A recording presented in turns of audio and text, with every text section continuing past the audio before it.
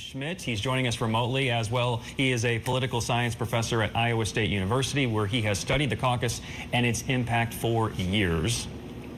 We also have Aaron Murphy, who joins us after a late night reporting on the caucuses. He's in the Des Moines Bureau. He is the Des Moines Bureau Chief for the Gazette. Gentlemen, thanks for both of you for being here. So, you reported on the caucus back in 2016. Yes. Trump came in second that night, has never forgotten that defeat. He lost to Ted Cruz. We all know they have an interesting political history. So talk about the Trump of 2016 compared to what we saw last night. I think the biggest difference is the way his campaign organization approached Iowa. 8 years ago, former President Trump swooped in, did the big rallies, had a lot of attention, but they didn't put their focus on the details that typically help you in Iowa, making contacts with those voters, staying connected, making sure they turn out on caucus night. At the precinct. Exactly, Yeah. all that stuff. And despite that, he still finished a close second. This time around, much more focus on that, and I think that was a big reason why he was so much more successful here. Stephen, what do these results in Iowa tell us about Trump's momentum? Should we be reading into this too much, with the turnout being, what, 110,000? A pretty low turnout here in Iowa. Yeah, but you look at the polls nationally. I mean, it's not just Iowa. Donald Trump is doing very well all over the country, even before there are primaries. And you know, it's not a surprise. He is a candidate who has deep connections with his followers. They are the most loyal followers, I think, any candidate I have ever seen in 50 years in looking at American presidential politics. And so it was not a surprise. He did well. He didn't campaign much in Iowa. And actually, Ron DeSantis had the best ground game. He went to every single place. He had the full Grassley, went to 99 counties, spent a huge amount of money, and should have done much better, frankly.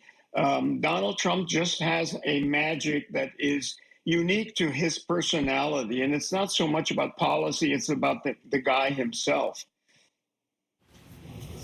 We also heard, Aaron, a lot about voter enthusiasm. Trump has no problem at all with enthusiastic supporters. And if you come out in -40 weather, you are enthusiastic about the person you're voting for. We saw that last night. Nikki Haley, though, does have an enthusiasm problem and does best among independent or unaffiliated voters here. So it was not a surprise, to me at least, that the voting that last night that she took third instead of second, which was the narrative all day yesterday. What did you take about? What did you make of the DeSantis-Haley second versus third battle? Yeah, I would agree with that. There was definitely an enthusiasm maybe issue there for some of the people that Nikki Haley had drawn interest from. The other part of that from the DeSantis side, I think I would go back to similar to what we talked about Trump. The DeSantis campaign had a very good organization here. It was the Super PAC that was doing, they sort of farmed that job out to the Never Back Down Super PAC, but they had a very good organization here. So and spent $150 million doing that.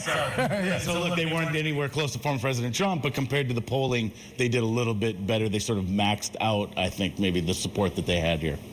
And Stephen, we had Vivek Ramaswamy ending the night by suspending his presidential bid. He's stylistically very similar to Donald Trump, a younger version of Donald Trump. He's even endorsed the former president. I guess looking ahead, is there anything that will realistically stop Donald Trump in his path to the Republican nomination?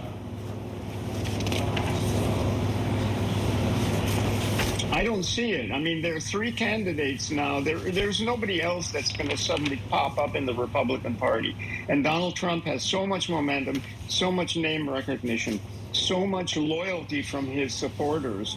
I mean, I think Nikki Haley will do great in New Hampshire. She'll do much better. And by the way, in Iowa, Nikki Haley came in tied for second place. It's bullshit to talk about, you know, DeSantis being second and her being third. They were so close. But there is a big obstacle, which is that Donald Trump is a bull and he is ramming forward, and it's going to be really tough to catch him. And our apologies to the viewers. Remember, Stephen, this is a morning show. I love a salty Iowan. I didn't bother me, but for the children. Rob, do you have time for one more question? No, you're fine. You're good. We're just messing with you. Okay, gotcha. Let me ask you this, too. Trump, a lot of enthusiasm, a lot of support, name recognition, also a lot of criminal charges. and in fact flying to New York today to deal with another defamation related to a sexual assault he's already been found liable for. People in Iowa care at all about that, or is it they think it's fake, or they're waiting for potential conviction before rendering a judgment?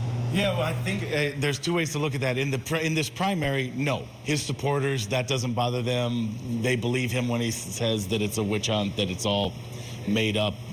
They go with him on that. This coming year in a general election, if he is the party's nominee, that'll be more interesting. He carried this state twice, and he clearly has a lot of support here. We saw that again last night. But the broader electorate, those sort of swing voters, might they be turned off by that? I think that will be interesting to see in a state like Iowa this fall that has been strong in his corner in the past two elections. And it was strong for Obama two cycles before that. It's a fascinating transformation here in Iowa. It is. Aaron Murphy, Stephen Schmidt, thank you both for your time. We really do appreciate it. And that's no BS. We do appreciate it. Let's check back in. Let's check back in with Alex.